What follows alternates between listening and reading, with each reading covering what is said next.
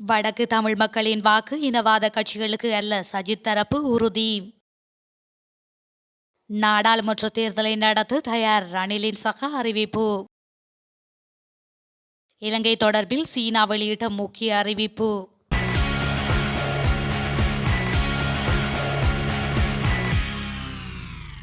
வடக்கு தமிழ் மக்கள் ஒருபோதும் இனவாத கட்சிகளுக்கு வாக்களிக்க மாட்டார்கள் என ஐக்கிய மக்கள் சக்தியின் பொதுச் செயலாளர் ரஞ்சித் மத்தும பண்டார தெரிவித்துள்ளார். ஊடகங்களுக்கு கருத்து தெரிவிக்கும் போதே அவர் மேற்கண்டவாறு குறிப்பிட்டுள்ளார். அத்தோடு இனவாதிகள் இல்லாத கட்சியான ஐக்கிய மக்கள் சக்திக்கு அதிபர் தேர்தலில் வடக்கு தமிழ் மக்கள் வாக்களிப்பார்கள் என்று அவர் கூறியுள்ளார். அதேவேளை அதிபர் தேர்தலில் சஜித் பிரேமதாச 75 லட்சம் வாக்குகளை பெறுவார் என தெரிய வந்துள்ளதாகவும் அவர் சுட்டிக்காட்டியுள்ளார். தொடர்ந்தும் அவர் கூறுகையில், தேசிய மக்கள் சக்திக்கு ஆதரவு அலை இருக்கின்றது என கூறப்பட்டாலும் தற்போதுள்ள வாக்கு வங்கிகளை விட சற்று கூடுதல் வாக்கு அக்கட்சிக்கு கிடைக்கும். ஸ்ரீலங்கா பொதுஜன பெரமுன கட்சியின் வாக்கு வங்கி 10% குறைவாகவே உள்ளது. வடக்கிலும் எமக்கே ஆதரவுள்ளது. இனவாத கட்சிகளுக்கு அம்மக்கள் வாக்களிக்க மாட்டார்கள். எமது அணியில் இனவாதிகள் இல்லை. சஜித் இனவாதமற்ற தலைவர். அனைத்து இனத்தவர்களும் அங்கம் வகிக்கக்கூடிய கட்சி எமது கட்சியாகும். அதேவேளை அடுத்து என்ன தேர்தல் நடத்தப்பட்டாலும் கூட்டணியாக எதிர்கொள்வதற்கு செயற்குழு கூட்டத்தில் தீர்மானிக்கப்பட்டுள்ளது எனவும் அவர் தெரிவித்துள்ளார். நாடாளுமன்றத்தை விரைவில் கலைக்க நாடாளுமன்ற உறுப்பினர்கள் விரும்பினால் பொது தேர்தல் நடத்தப்படும் என்று அதிபர் ரணிலின் சிரேஷ்ட ஆலோசகர் பேராசிரியர் ஆஷி மாரசிங்க நேற்று தெரிவித்துள்ளார். முன்னாள் அமைச்சர் பெசில் ராஜபக்ஷவும் அதிபர் ரணில் விக்ரமசிங்கவும் தேர்தல் தொடர்பில் உடன்பாட்டுக்கு வந்துள்ளதாக வெளியான செய்திகள் தொடர்பில் ஊடகவியலாளர்கள் எழுப்பிய கேள்விக்கு பதிலளித்த பேராசிரியர் மாரசிங்க, நாடாளுமன்றத்தை கலைக்கும் தீர்மானத்தை எம்பிக்கள் நிறைவேற்றினால் பொது தேர்தலை நடத்த முடியும் என்றுள்ளார். பொது தேர்தல் இன்னும் கால அவகாசம் இருக்கும்போது சட்டபூர்வமாக இந்த வருடத்திற்குள் அதிபர் தேர்தலை மாத்திரமே நடத்த முடியும். முன்கூட்டியே பொது தேர்தல் நடத்தப்பட வேண்டுமானால் நாடாளுமன்றத்தை கலைக்க வேண்டும் என்ற தீர்மானம் நிறைவேற்றப்பட வேண்டும். எம்பிக்கள் தீர்மானம் எடுப்பார்களா என்று யோசிக்க வேண்டும் என்று அவர் மேலும் தெரிவித்துள்ளார். சுதந்திரமே இல்லாத நாட்டில் சுதந்திர தினத்துக்கும் மற்றும் அமைச்சர்களின் சுகபோகத்துக்கும் செலவழிக்கும் பணத்தை அரசானது விவசாயத்திற்கு செலவு செய்தால் விவசாயிகளினதும் மற்றும் நாட்டு மக்களினதும் வாழ்க்கை தரம் உயர்வடையும் என நாடாளுமன்ற உறுப்பினர் ரா சாணக்கியன் தெரிவித்துள்ளார். குறித்த கருத்தை அவர் நேற்றைய தினம் இடம்பெற்ற நாடாளுமன்ற அமர்வில் கலந்து கொண்டு உரையாற்றும் போதே தெரிவித்துள்ளார். இது தொடர்பில் அவர் மேலும் தெரிவிக்கையில், வடக்கு மற்றும் கிழக்கில் வாழும் எமது மக்கள் விவசாயம், கால்நடை மற்றும் கடற்தொழிலினை நம்பி தமது வாழ்வாதாரத்தினை நடத்தி செல்கின்றனர். ஆனால் அரசாங்கத்தினுடைய இனவாத செயற்பாட்டின் காரணமாக எங்களது மேய்ச்சல் தரையை பெர்த்தமானி ஊடாக அறிவிக்காமல் பெரும்பான்மை இனத்தினை குடியேற்றி விவசாயம் மேற்கொள்ள முன்வந்தமையினால் இன்று கால்நடை வைத்திருக்கும் எமது தமிழ் மக்கள் கால்நடையை விற்கும் நிலைக்கு தள்ளப்பட்டுள்ளனர் என்று மேலும் அவர் தெரிவித்துள்ளார். ஸ்ரீலங்கா பொதுஜன பெரமுனவுக்கும் அதிபர் ரணில் விக்ரமசிங்கவுக்கும் இடையில் நெருங்கிய உறவு உள்ளதாக ஐக்கிய மக்கள் சக்தியின் தவிசாளர் ஃபீல்டு மார்ஷல் சரத் பொன்சேகா தெரிவித்துள்ளார். எனினும் தற்போது அரசியல் வட்டாரத்தில் செல்லுபடியாகாத நாணயமாக திகழும் பொதுஜன பெரமுனவின் ஸ்தாபகர் பெசில் ராஜபக்ஷ ரணில் விக்ரமசிங்கவுடன் சந்திப்புகளை முன்னெடுப்பது அர்த்தமற்றது என அவர் சுட்டிக்காட்டியுள்ளார். இலங்கையில் இந்த தேர்தலை முதலில் நடத்துவது என்பது தொடர்பான 2 சுற்று பேச்சுவார்த்தைகள் அதிபர் ரணில் விக்ரமசிங்க மற்றும் பொதுஜன பெரமுனவின் ஸ்தாபகர் பெசில் ராஜபக்ஷ ஆகியோருக்கிடையில் அண்மையில் நடைபெற்றது.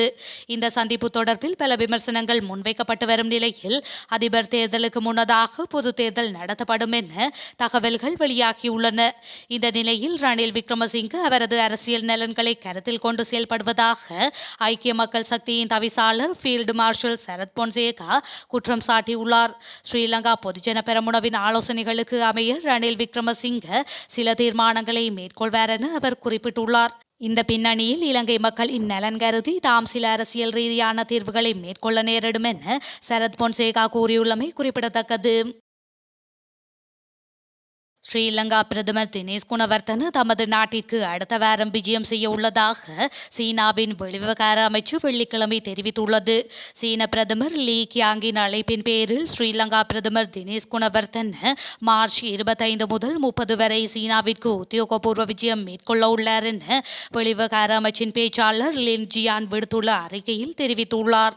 குணவர்த்தன சீன தலைவர் ஷி ஜின்பிங்கை சந்தித்து சீனா இலங்கை பாரம்பரிய நட்புறவு தொடர்வது குறித்து ஆழமான கருத்து பரிமாற்றம் தொடர்பில் பேச்சு நடத்துவார் என வெளிவிவகார அமைச்சின் பேச்சாளர் தெரிவித்துள்ளார். சீன வெளிவிவகார அமைச்சின் பேச்சாளர் லின் கூறுகையில், சீனா இலங்கை உறவுகளை மேம்படுத்துவதற்கு சீனா அதிக முக்கியத்துவம் அளிக்கின்றது. இது உயர்தரத்துடன் பட்டுப்பாதை திட்டத்தை கூட்டாக கட்டமைக்கவும், பரிமாற்றங்களை விரிவுபடுத்துதல் மற்றும் பல்வேறு துறைகளில் ஒத்துழைப்புகளை விரிவுபடுத்தவும் உதவும் என்று அவர் மேலும் கூறியுள்ளார். ஈஸ்டர் ஞாயிறு தாக்குதல்களுக்கு மூளையாக செயல்பட்டவர் யார் என்பது தனக்கு தெரியும் என்று கூறிய முன்னாள் அதிபர் மைத்ரிபால ஸ்ரீசேனவை உடனடியாக கைது செய்து விசாரணை நடாத்துமாறு எதிர்க்கட்சி எம்பிக்களான மனோ கணேசன் மற்றும் காவிந்த ஜெயவர்தன ஆகியோர் இன்று கோரிக்கை விடுத்துள்ளனர். முன்னாள் அதிபரை காவல்துறையினர் உடனடியாக கைது செய்து விசாரிக்க வேண்டும் என மனோ கணேசன் செய்தியாளர்களிடம் தெரிவித்துள்ளார். ஈஸ்டர் ஞாயிறு தாக்குதல்களின் பின்னணியில் இருந்தவர்கள் யார் என்பதை அறிய முழு உலகமும் காத்திருக்கின்றனர். எனவே அனைத்து விவரங்களையும் ஸ்ரீசேன வெளிப்படுத்த வேண்டும் என்று அவர் மேலும் கூறியுள்ளார். ஸ்ரீசேனவுக்கு எதிராக குற்றப்புலனாய்வு பிரிவினரிடம் ஏற்கனவே முறைப்பாடு செய்துள்ளதாக நாடாளுமன்ற உறுப்பினர் காவிந்த ஜெயவர்தன தெரிவித்துள்ளார். முன்னாள் அதிபரை உடனடியாக கைது செய்து நீதிமன்றத்தில் முற்படுத்த வேண்டும் என்று அவர் கூறியுள்ளார். இந்த விவகாரம் குறித்து இலங்கையில் உள்ள தேவாலய தலைவர்களுடன் ஏற்கனவே பேசிவிட்டதாக எம்பிக்கள் மேலும் தெரிவித்துள்ளனர். புலம்பெயர்ந்தவர்கள் தாயகத்தில் வீடுகள் வாங்கினால் எதிர்காலத்தில் மாதாந்த வாடகையாக பெருந்தொகை வரி செலுத்த வேண்டிய நிலை ஏற்படும் என கொழும்பு பல்கலைக்கழக பொருளியல் துறை பேராசிரியர் கோபாலபிள்ளை அமர்தலிங்கம் தெரிவித்துள்ளார். ஊடக நிகழ்ச்சியில் கலந்து கொண்டு கருத்து தெரிவிக்கும் போதே அவர் இந்த விடயத்தை கூறியுள்ளார். இதேவேளை நகர் பகுதிகளான கொழும்பு உள்ளிட்ட பகுதிகளில் வாழும் மக்கள் அதிகளவில் பாதிக்கப்படும் நிலை ஏற்படும் எனவும் குறிப்பிட்டுள்ளார். மேலும் இலங்கையில் சொத்து விபரங்கள் டிஜிட்டல் முறைமையில் நடைமுறைப்படுத்தப்படாமை காரணமாக ஊழல் மோசடிகள் இடம்பெற வாய்ப்புள்ளதாகவும் தெரிவித்துள்ளார். புலம்பெயர்ந்தவர்கள் தாயகத்தில் வீடுகளை வாங்கி வாடகைக்கு விடும் பட்சத்தில் மாதாந்தம் வாடகையாக பெருந்தொகை வரியினை செலுத்த வேண்டிய நிலை ஏற்படும் என்றும் அவர் தெரிவித்துள்ளார். சபாநாயகருக்கு எதிரான நம்பிக்கையில்லா பிரேரணையை தோற்கடிக்க மஹிந்த ராஜபக்ஷ வாக்களித்த போதிலும் நாமல் ராஜபக்ஷ அதனை தவிர்த்துள்ளமை அரசியல் மட்டத்தில் அதிகம் பேசப்படுகின்றது. தசபல சேனா என்னும் பிரச்சாரத்தின் பலத்தை நாமல் ராஜபக்ஷ மஹிந்த ராஜபக்ஷவிடம் காட்டியுள்ளதாக அரசியல் விமர்சகர்கள் கருத்து வெளியிட்டுள்ளனர்.